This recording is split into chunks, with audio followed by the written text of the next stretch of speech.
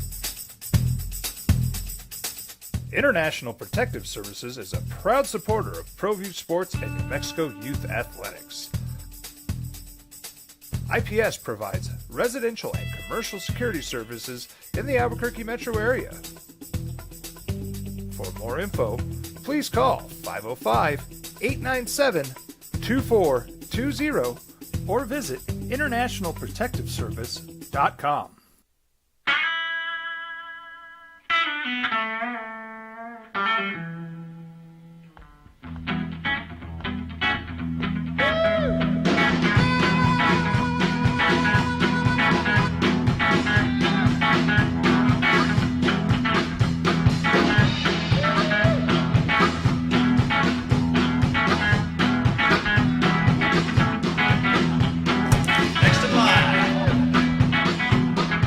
Rudy's is a proud supporter of ProView Networks.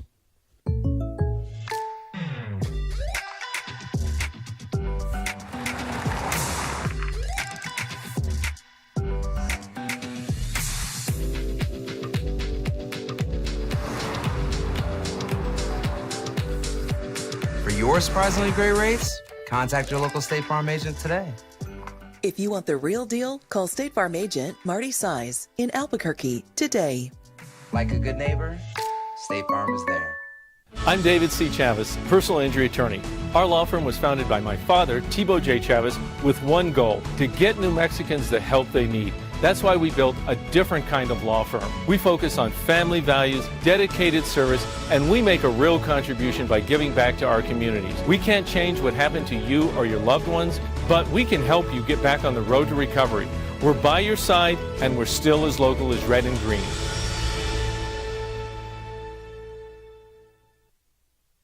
We would like to thank the following sponsors for making this broadcast possible. Hi, my name is Ruben, and I'm with the New Mexico Educational Assistance Foundation. We are proud sponsors of high school and college sports. Either college or trade, we can help you find the funding you need. Go to nmfafsa.org. That's nmfafsa.org.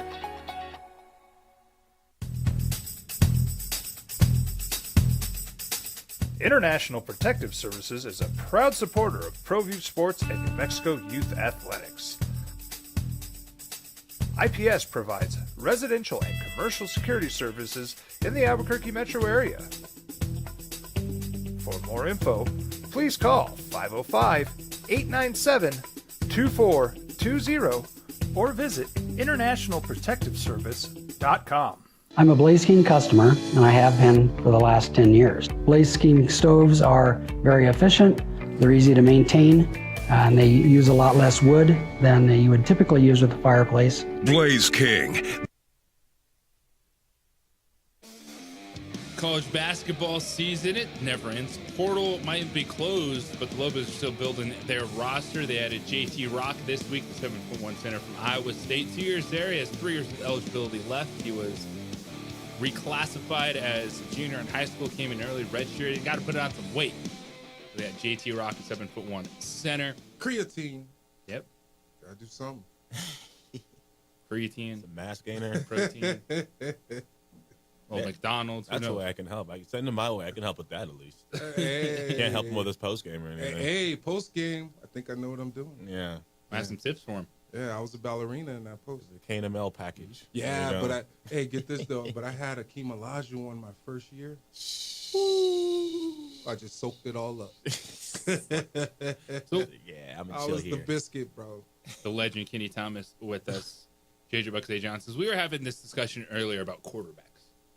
And Zay and I were just going back and forth about, when there's a veteran guy in the room, but then a rookie quarterback comes in. Like, all right, the Giants got Russell Wilson, but they drafted Jackson Dart. Yeah. So what is that process like? Because you go in there and it's a business. Oh, yeah. And everyone's thinking about their contracts. Yeah, you're competing to try to be as a team. But when you were working with Hakeem, was it just, hey, I'm just going to watch how he does absolutely everything? Was it him giving you tips? What was that like for you? It was tips. It was a matter of being more patient, especially because you think about Dream was undersized going up against Shaq and those guys in the post. And think about it, Duckworth in Portland. But it's a matter of listening and taking in what he's saying, because if you don't listen, it's one of those things. Who's going to continue to show you, right? I used to want to be taught by him and Charles Barkley, but I had Dream the whole year, and it was more of a mental perspective because I wasn't playing my first 40 games. I was getting in last few minutes, blah blah blah. The next thing you know, my second year it takes off. When you talk about like a guy like Russell Wilson, and you have a young fella coming in, it's like a vet in the NBA that's still in the NBA playing 15 years, but you got to realize that team has to draft somebody to continue the future of the organization on the path, which is the path to winning. Russell's going to play. That's why they paid him. Are you kidding me? So that young fella better soak it all up, man, because it's going to be one of those things, lessons can be learned and go from there. And with that, it was the discussion we were talking about Tuesday. You brought it up of, is it different when you're working with someone that's your style, like as opposed to like if there's like a veteran guard on the team, if that was whoever that player might have been at that time, if there's like an old guard on the team, but you're the young forward coming in, is there still stuff you can learn from a player like that, or does it have to be someone that like similar to what you? No, I mean I had Shannon Anderson when I was in Houston, who played for the Utah Jazz doing that series with Jordan, and he guarded Jordan. It's a matter of listening to those vets, and if a vet takes you in, obviously they are going to, from the standpoint of they might make you do some dumb stuff, but you got to do it. So you just got to absorb it, right? And learn. I think that's what helped me be able to stay in the league for 11 years, even though I wasn't playing my last couple of years in the NBA. And look, that year, then the 99-2000 season, and you go to the Houston Rockets, and Hakeem, he's at the end, but I think he's one of those guys, and debates, whoever you like, I don't think he gets talked about enough. He doesn't. No, he doesn't. Like, absolutely. No, he doesn't. And then, hey, you got to keep in mind, when Dream left Houston, he went to Toronto, so I was able to play against Dream. But, I mean, the way that Houston embraces the Dream, the Rockets, man, trust me, he's at every game. He's right there. That's cool, because he's one of those guys that deserves it. And he was a big cornerstone, especially in the mid-90s when they won championships, right? But he also went to the University of Houston. So it's just one of those things, man. Yeah. Who's on the line? We got Terry on the line. Terry. Of course, Terry. What's up, Terry? How you doing, man? Yeah, Good Friday, JJ. Good Friday, Isaiah, and Good Friday, Kenny. I just wanted to bring up some old memories. Kenny, you were such a nice person. I guess 26 years ago, right when you were finishing your UNM career. Hold on. Let me process. You were signing autographs at Bubba's, and it was right before you got drafted. And my wife took our daughters, this little 5-year-old blonde girl, and you were so kind to her, signing autographs, which is so nice in sports, but you asked her name, and you were so kind. Thank you. And it's still special this long ago. Now I have to put in my little dig. When she got older, she turned down her full ride athletic scholarship to San Diego State because she wanted a real education. I can say that since Jeff's gone today, and that's just being ornery. And so when she played at KU, and our son, who was big like you, not a superstar like you, but when he was playing football at KU, he kind of had his own little story when he went up after a football game to this little blonde girl, and my son was 6'6", 295, and he did the thing of bending over and asking her if she wanted an autograph, and it just reminded me that those are the sports stories that sometimes stick with us, and maybe if the athlete stayed, but forever and ever. Kenny, you'll have a special place in our heart, and thank you for being such a good person. I know you're a great athlete, but you're probably 10 times a better person than you were an athlete. Wow. So, giving me chills, man. On that note, you guys have a wonderful day. Have a great weekend as always, and be safe. Appreciate it, Terry. Wow. Thank you, Terry, and thank you, Terry's wife. And man, hey, people are going to have their own perception of me, right? But if I stay true to who I am and follow that path that Terry just said, and this is why I'm always. If people know me and you see what I'm doing, I'm big in the community, man. This is my foundation, and I'm back in Albuquerque, and it feels good, even though I have other things going on in other states. But I'm having fun, and being able to be with you guys on the radio, I really enjoy this, and just being a part of the Cumulus family. I'm having fun, man. Thank you.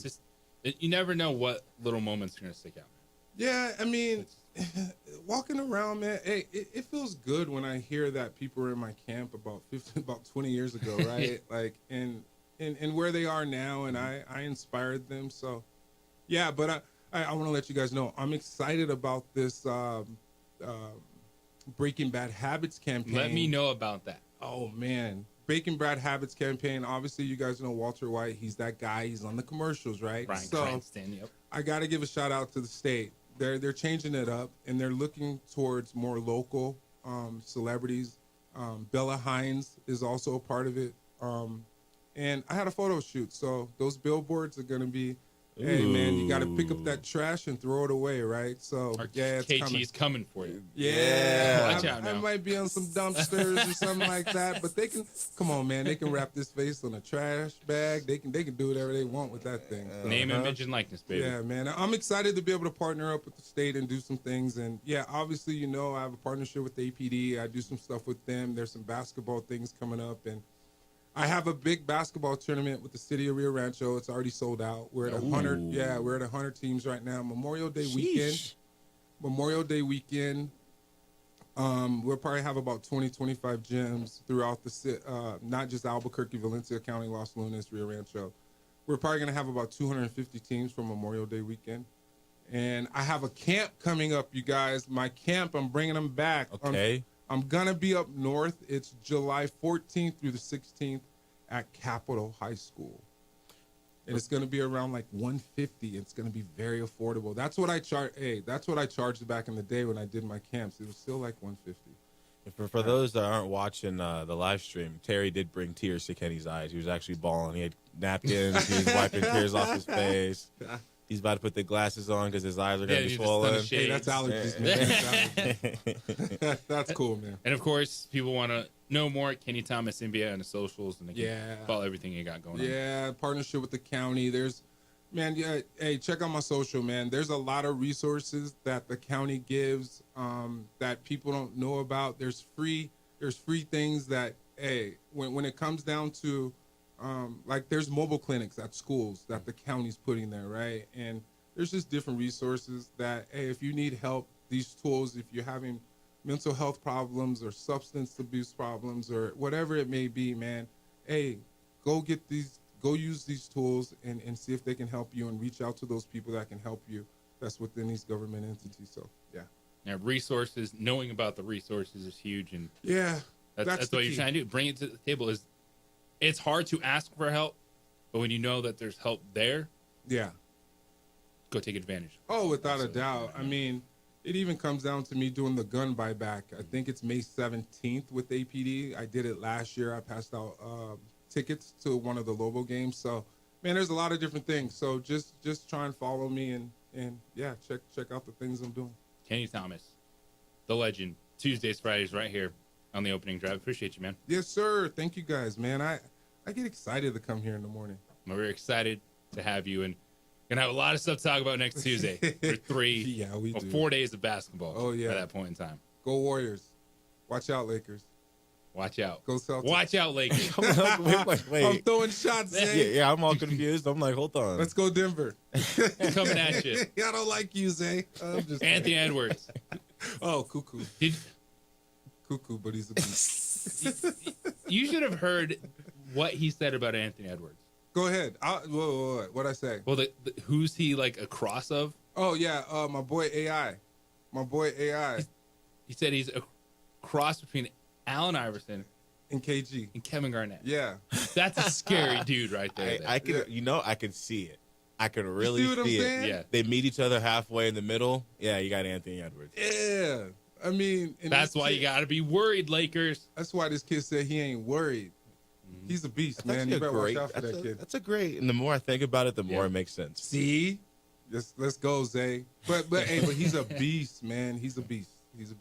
Yeah, he is. But that Steph Curry, man. Hey, Yeah, go Rockets. Tonight, Minnesota 2.5-point favorites back home tonight. Game 3. It's Kenny Thomas. It is the opening drive here on the Sports Animal. They're off in the Kentucky Derby. Join. That's a fire. The heat is on when it's a Blaze King wood stove. We would like to thank the following sponsors for making this broadcast possible.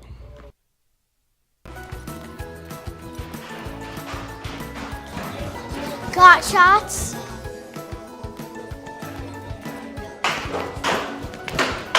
Got shots. Got shots.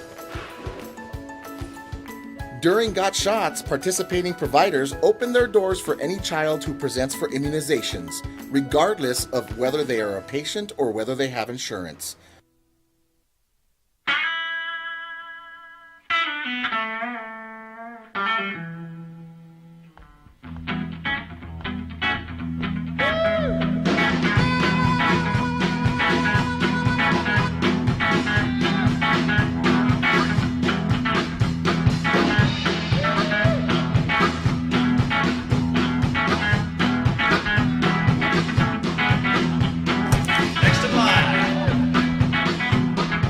Rudy's is a proud supporter of ProView Networks. I'm David C. Chavez, personal injury attorney. For over 4 decades, our law firm has remained steadfast in our commitment to serving the remarkable people of New Mexico that have been injured through no fault of their own. I'm a New Mexican fighting for New Mexicans. I received my bachelor's degree at NMSU and earned my law degree at UNM. I can proudly say I'm both an Aggie and a Lobo. Call now and I will meet with you. 40 years strong, and we're still as local as red and green.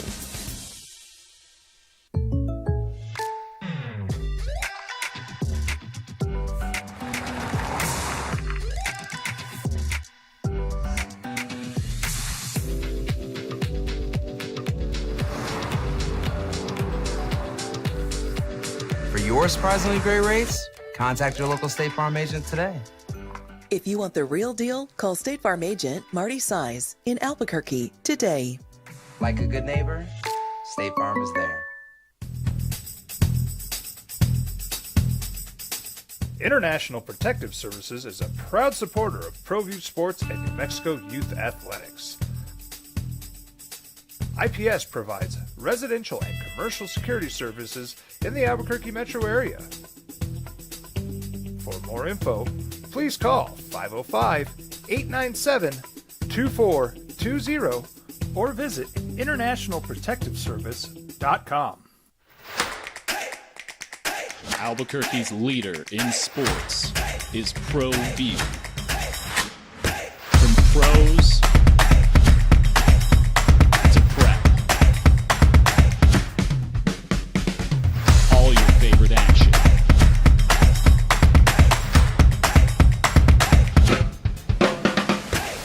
All your favorite talk shows.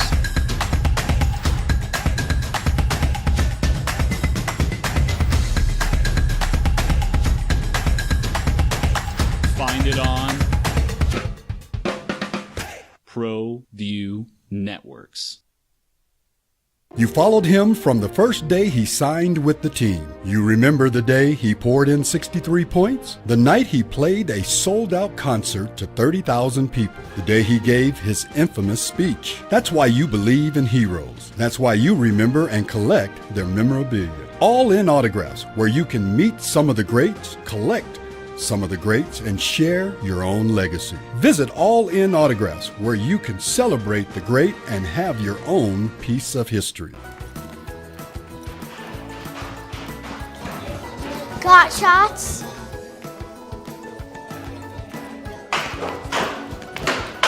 Got shots. Got shots. During Got Shots, participating providers open their doors for any child who presents for immunizations, regardless of whether they are a patient or whether they have insurance. Hi, my name is Ruben, and I'm with the New Mexico Educational Assistance Foundation. We are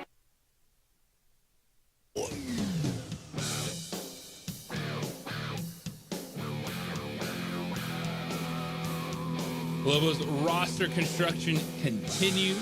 Eric Olin, first-year head coach, putting together a roster that's going to be explosive, stretch the floor, try to create some havoc on the defensive end, transition offense, and shooting.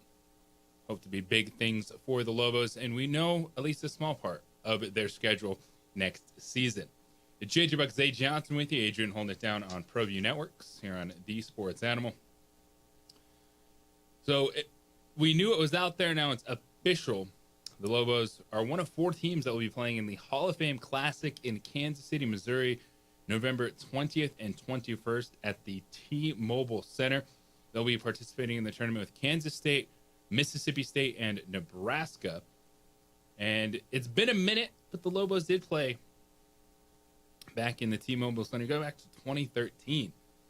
And that was Alex Kirk, Cameron Bearsfield, Kendall Williams, a good Lobos squad that went to play Kansas. Now, they got beat by 17. And get this, Zay. So they're 13th ranked Jayhawks at the time. Okay. This is the roster of that KU team. Joel Embiid, Andrew Wiggins, and then you had some like good college players that flirted with the NBA. You know, Wayne Selden, Frank Mason, Tariq Black, and the guy that felt like he was at KU for 17 years, Perry Ellis. But when you hear Andrew Wiggins and Joel Embiid, yeah, you're like, okay. Now Embiid, he battled the foot injury in college, battled it in early on in his career at Philadelphia, trusting the process. But yeah, I remember that was a big time moment for that team to get that opportunity. It was a neutral court game in Kansas, Kansas City, and a 17-point loss for the Lobos. But that doesn't matter in this. There's just a fun fact that was thrown out there about it.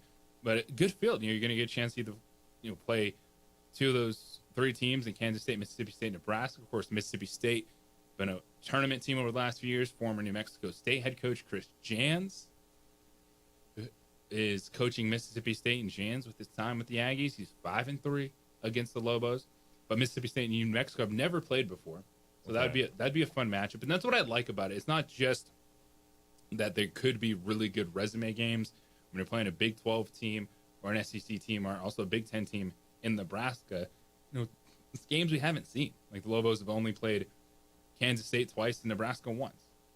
And so you're getting power conference programs, good teams, and different names on the schedule. So that's going to be a fun MTE there November. So that's a Thursday and Friday in November of the 20th and 21st, the Hall of Fame Classic. They get some news yesterday for Lobo basketball. They continue to add to their roster. Uldis Joachim, one of my favorite players on the team the last few years. She took her time after playing 2 years of JUCO basketball, came in, was a bench player. 2 years ago, second half of the season, really started to come on, play big, get bigger minutes, was a starter last year. Well, did you know she had a sister? Jessie Joachim, who spent the last 2 years at a JUCO in Arizona, officially signed to New Mexico yesterday.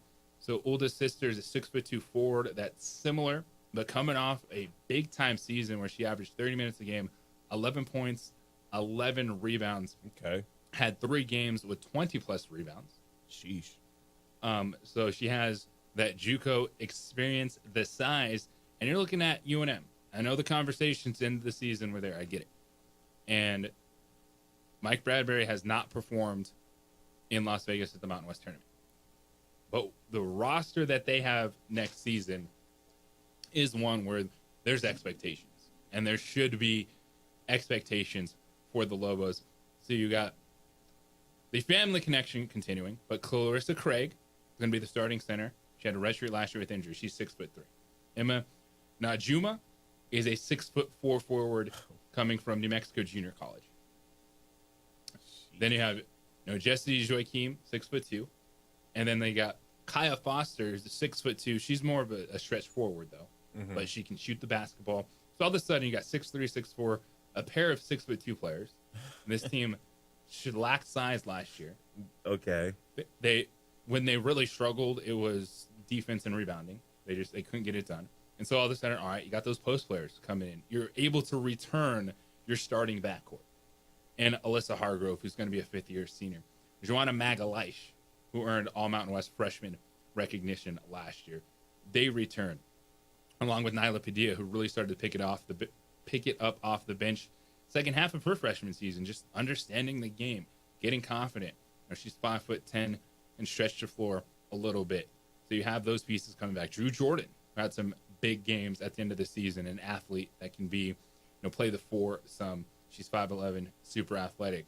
And then they really like the guards that they signed, Layla Abdul-Raquib and Tyler Jones. Okay.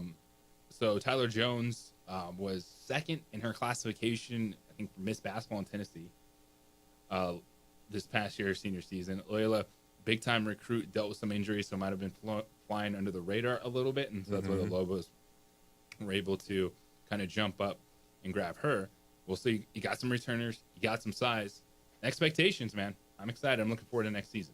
Let's do it. And 6'4", two pairs of 6'4", that's pretty much, what would you say is the average height for centers in the conference? Is it about 6'3", 6'4", maybe 6'1"? Okay. 2. So we're sitting real pretty. Yeah. Love to hear it. Like, in forwards matter. You see it all the time. And especially in women's basketball, if you have a legit presence inside. Oh, gosh. And we saw it with Allison Fertig. Going into the weeds of women basketball for you. But thanks for entertaining me here for a second. It's my beat. It's what I do.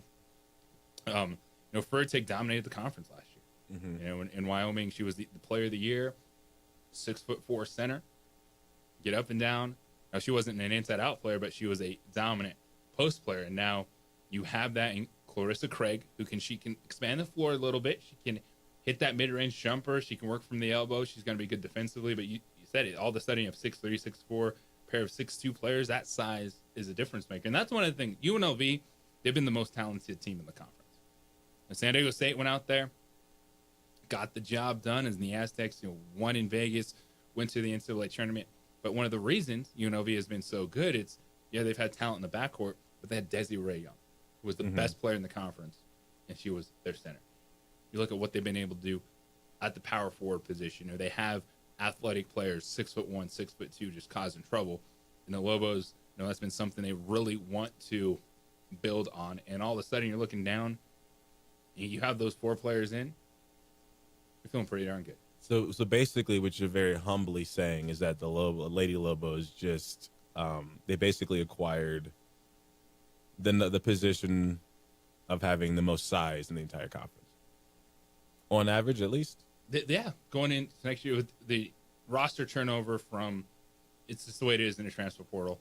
Some of the coaching changes, like Fresno State, Jamie White was there 11 seasons. I think she was at least 2-time Mountain West Coach of the Year. She resigned.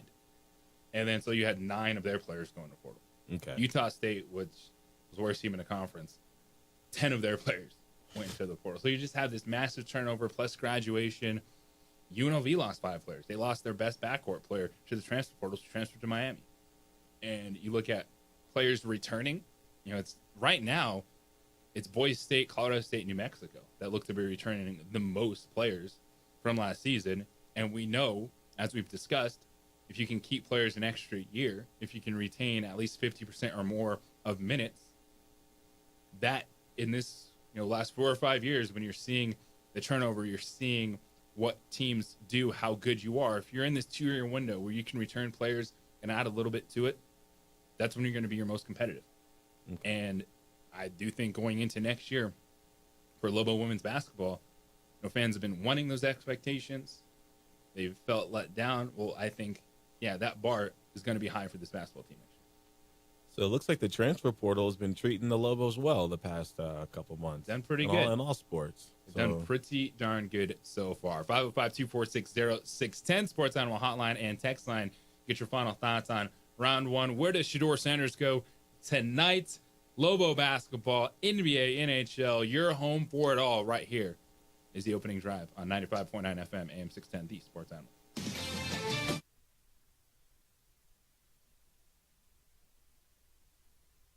We would like to thank the following sponsors for making this broadcast possible.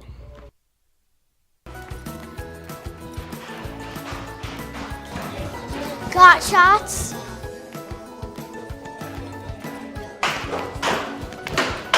Got shots? Got shots? During Got Shots, participating providers open their doors for any child who presents for immunizations, regardless of whether they are a patient or whether they have insurance.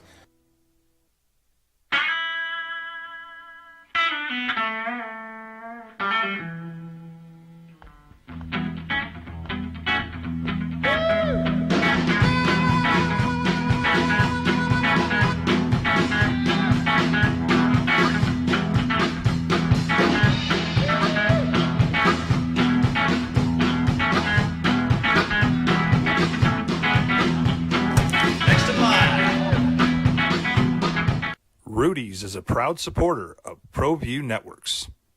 I'm David C. Chavez, personal injury attorney. For over 4 decades, our law firm has remained steadfast in our commitment to serving the remarkable people of New Mexico that have been injured through no fault of their own.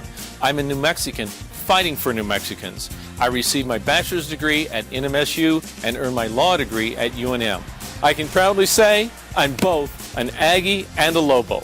Call now and I will meet with you. 40 years strong, and we're still as local as red and green.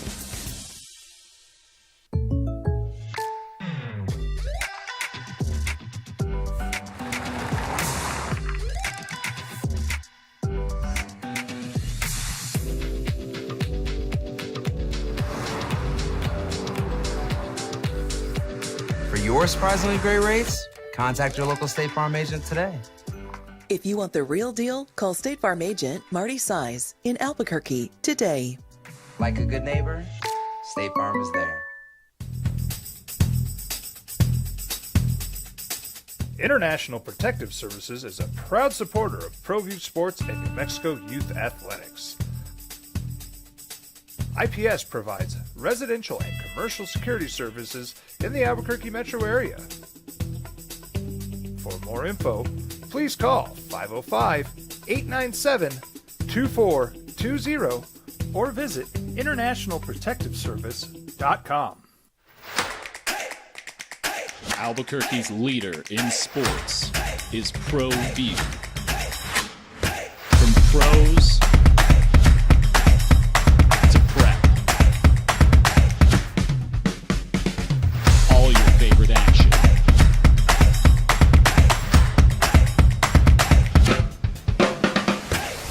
All your favorite talk shows.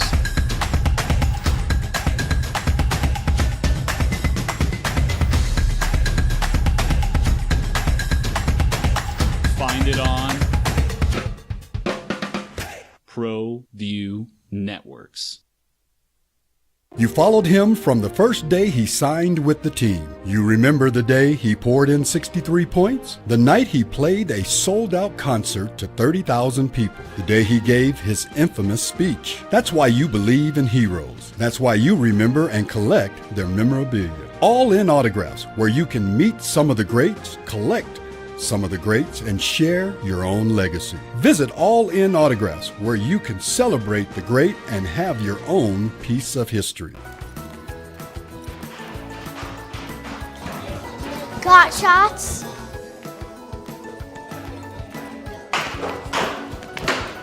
Got shots? Got shots? During Got Shots, participating providers open their doors for any child who presents for immunizations, regardless of whether they are a patient or whether they have insurance. Hi, my name is Ruben, and I'm with the New Mexico Educational Assistance Foundation. We are proud sponsors of high school and college sports. Either college or trade, we can help you find the funding you need. First round, the trenches, 16 players in the offensive or defensive line, setting the foundation for football, where the game is won or lost. Protecting the quarterback, getting to the quarterback, or opening up that run game. So 3 wide receivers, 2 tight ends, 1 running back, pair of quarterbacks, couple traditional linebackers, pair of cornerbacks, and a safety. That was your first round of the NFL draft last night. And then the future of your franchise. will also be decided tonight, rounds 2 and 3. Undrafted free agency. Here we go. JJ Bucksday Johnson holding it down for you here on The Sports Animal. So the biggest question will be, where does Shedeur Sanders go? How about the 8th pick of the second round? The New Orleans Saints are sitting there. They took an offensive lineman in the first round, the offensive tackle, Kelvin Banks Jr. out of Texas. A slide in, start at left tackle. You go down. What about Los Angeles Rams? Shedeur Sanders. Wouldn't be mad at it. Matthew Stafford's 37. Kind of flirting with the future the last few years. And the Rams, they pick. So they have the 14th pick of the second round. Okay. Because you say, all right, the Browns, who have 2 of the first 4 picks, if they really are all in on next year, and they're not in the Shedeur Sanders, Jalen Milroe type of vibe, you go down and it's not going to be the Titans. It's not going to be the Raiders. What about the Raiders? What about, okay, let's say the 5th pick of the second round. Okay. When we're sitting here having a discussion, Tom Brady and Shedeur. Yeah. Mentor. Let's go. They're going to take him 6 overall. Nope. Ashton Genty. Yeah, right. But now, second round. Now, Shedeur, okay. I don't know why I overlooked them. Shedeur and Genty would be, I mean, that's a whole, you're talking about the Raiders offense. That's a whole restructure. And if, I know Gino's there. Yeah, but I think that's what the NFL is telling you. It's not that Shedeur Sanders can't be a good quarterback, but they didn't view him as a guy to come in right away and lift all ships. And so if you're the Raiders, yeah, you have what you think are experienced coaching staff. You got Pete Carroll. Chip Kelly is the offensive coordinator. Geno Smith, to be competitive this season, let Shedeur come in, get comfortable, then take over after this. I love Shedeur and Genty. Vegas. That's where I want him. That's where I want him to go. New Orleans. And then you'd wait. And then that's where the Rams maybe, but with the Jet, who's the Jets quarterback again? It's not Justin Fields. Okay. Yeah, he's young enough to the point where you don't go get Shedeur. It seems like, all right, where could it go? Well, 5th pick of the second round, 8th pick of the second round, maybe 14th pick. San Fran, no? No, man, it's Brock Purdy. You think they're going to give him his money? Yeah, I think Brock Purdy is going to get paid. Because they could always just reset exactly what they just did. Go right back to another rookie contract, and they'll be paying. Yeah, Brock Purdy was the last pick, but I don't hate it. Right? Like, I'd maybe put it a little lower on the possibilities because we've floated that idea out there at 11 with it. Yeah, if you ask me, it's not proven, but I think that I don't know what Brock Purdy did in San Fran that I don't think Shedeur could do if he was given that type of situation. And you're paying him way less than you'd have to pay Brock Purdy. Yeah, it was second round quarterback money versus $55 million a year for Brock Purdy and probably $200 million guaranteed. Man, there's a lot of teams. Okay. I go Raiders in second. I mean, San Fran, why not? Raiders, Saints, 49ers. Yeah. 5, 8, and 11. The picks in the second round right there.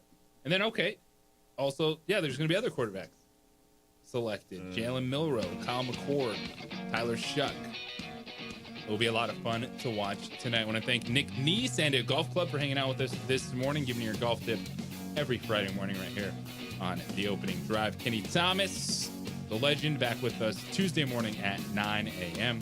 Zay, man, appreciate you waking up and hanging out all week. Yes, sir. Good stuff, man. Had a lot of fun. Love chopping it up with you. So thank you for producing, co-hosting the Opening Drive today. You got it. And this week. Appreciate it. Adrian on ProViews. Good to see you this week, my man. And great stuff as always. We have Colin Cowherd coming up next. Jim Rome Show follows that. 2 men on at 4. Topes continue their series in Reno. We'll talk on Monday. Symbieta is back. Everybody, Metal World, peace and love. Have a great weekend.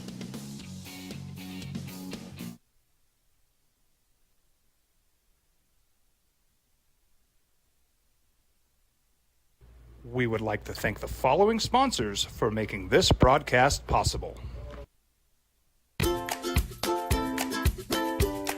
The Yeller Sub, located on 7200 Montgomery Boulevard. serves breakfast all day long along with classic hot and cold subs. Don't forget about our shakes, malts and floats made with your favorite Bluebell ice cream. 45 years and still going strong. Come on down to the Yeller Sub, official sandwich of ProView Networks. From the Sandia foothills to the banks of the Rio Grande, generations of families remain. For 5 generations, Gallus Chevrolet has handed down values written in stone, leading the way under sun-filled skies, past the vintage glow of Route 66. Built by generations past, built for generations to come. This is New Mexico. This is Gallus. I might not be in the cage as much anymore. Just like riding a bicycle, I can pick up the fight from where I left off. I'm not some slick-haired outsider posing with borrowed gloves. I grew up here. New Mexico is in my blood. I'm a New Mexican fighting for other New Mexicans. I'm Adam Oki. I'll be your champion in the courtroom. Well, I'm going to the frontier, walking to the cashier, order up a root beer and a #1. Cover it with green stuff, 1 scoop is not enough. Find a booth is real tough, back by the Duke. Meet my family, meet my friends in the quirkiest restaurant I have ever been. All of Albuquerque's favorite spot, it's the Frontier Restaurant. The Frontier Restaurant is a proud supporter of ProView Networks. Hi, my name is Daniel Chavez, and this is my business partner, David Chavez. We are the owners of Indeed Safety. Indeed Safety is a local safety consulting company helping our clients with their safety needs for their projects. One of the things we pride ourselves as a construction safety company is helping our men and women in construction get home safe every day to their families. Indeed Safety is a proud supporter of ProView Network.